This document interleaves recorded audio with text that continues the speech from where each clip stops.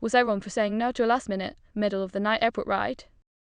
I've known my friend Marcus for years, and overall we've always had a solid relationship. A little over a week ago, I visited him out of state for my birthday, and he surprised me with an incredibly generous gift worth several $100s.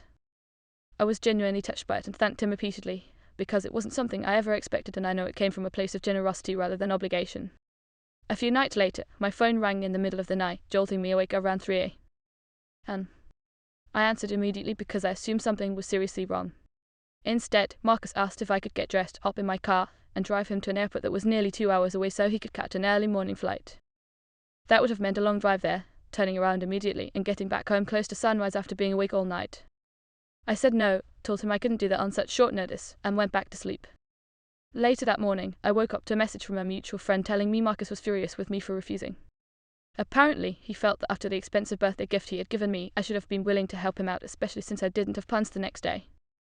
From his perspective, this was a favour between close friends that I should have said yes to without hesitation. From my side, the situation felt very different. Marcus is extremely well off and could easily afford a ride service or other transportation to the airport. This wasn't a sudden emergency or a situation where he had no alternatives, it was simply a preference to get home earlier. What bothered me most wasn't just the request itself, but the expectation that I would wake up from a dead sleep with zero warning and commit to a long and exhausting drive in the middle of the night. Had he asked me the day before, or even earlier that evening, I likely would have planned around it and agreed. Being put on the spot at 3 a.m. felt unreasonable. I only picked up the phone because I truly thought something serious had happened, and if it had been an actual emergency, I wouldn't have hesitated to help.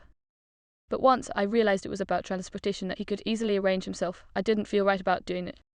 Now there's tension, and I'm being told I was ungrateful and selfish for drawing that boundary, even though I still believe the request itself crossed a line.